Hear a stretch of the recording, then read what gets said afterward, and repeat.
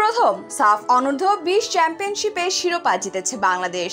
আর এই শিরোপা জয়ের পেছনে যার সবচেয়ে বেশি ভূমিকা তিনি মিরাজুল ইসলাম। অনূর্ধ্ব-20 চ্যাম্পিয়নশিপে মিরাজুল 4 গোল নিয়ে সর্বোচ্চ গোলদাতা হওয়ার পাশাপাশি টুর্নামেন্টে সেরা খেলোয়াড়ের পুরস্কারও জিতেছেন। ফাইনালেও যারা গোল করেছিলেন এই অ্যাটাকিং মিডফিল্ডার, অথচ তার ফুটবলার হওয়ারই কথা ছিল না। অনেক চড়াই উতরাই পার করে ঝালকাঠির অজপাড়াগাঁই থেকে উঠে এসেছেন এতদূর পর্যন্ত। মাঠে যতটা চঞ্চল, ব্যক্তি জীবনের সম্পূর্ণ বিপরীত মিরাজুল ইসলাম। একেবারে ধীর সুস্থতা, বয়স 20-এর নিচে হলেও চিন্তা চেতনার পরিপক্কতা অনেক। জাতীয় দলে ডাক পেয়ে উচ্ছ্বসিত হলেও কণ্ঠে পরিপক্কতার ছাপ স্পষ্ট। মিরাজুল ইসলাম বলেন, একটা স্বপ্ন ছিল জাতীয় দলে ডাক পাওয়া, সেই স্বপ্ন পূরণ হয়েছে। এখন নিজেকে আরো বেশি এগিয়ে নিতে হবে। গোল করতে চাই বা এত গোল করব এরকম কোনো লক্ষ্য আপাতত নেই। প্রথম লক্ষ্য খেলা, তারপর নিয়মিত হওয়া।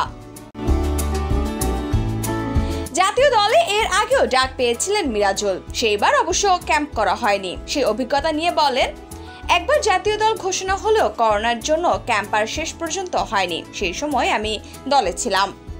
ঝালকাঠিতে জন্ম নেওয়া মিরাজুল এখন বাংলাদেশের ফুটবলের নতুন সম্ভাবনার নাম। বিকেএসপিতে ফুটবলের হাতেখড়ি হলেও বাফুফের এলিট একাডেমি থেকে মূলত তার পথ চলা। বাফুফের এলিট একাডেমি থেকে প্রথম ফুটবলার হিসেবে ক্লাবের সঙ্গে চুক্তি হয়েছিল। মোহামেডান ক্লাব মিরাজুলকে নিতে বাফুফেকে 10 লাখ টাকা দিয়েছিল। মাঝে ডাক এসেছিল ইউরোপে খেলার, শেষ পর্যন্ত আর হয়নি। এই প্রসঙ্গে মিরাজুল বলেন, আমার ইউরোপে খেলার একটা সম্ভাবনা ছিল, দুর্ভাগ্য সেই সময় আমি মাঠের বাইরে ছিলাম, তাই আর যাওয়া হয়নি।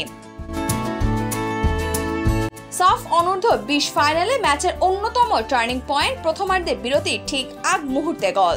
বক্সের বাইরে থেকে অসাধারণ জোরালো ফ্রি কিকে বাংলাদেশকে লিড এনে দেন মিরাজুল। সেই গোল সম্পর্কে মিরাজুল বলেন, আমি ফ্রি কিক নিতে পছন্দ করি, প্র্যাকটিসেও এমন শট নিয়েছি, ওই দিনও সেভাবে নিয়েছিলাম।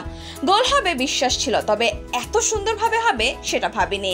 গোলটি দেখতেও ভালো লেগেছিল।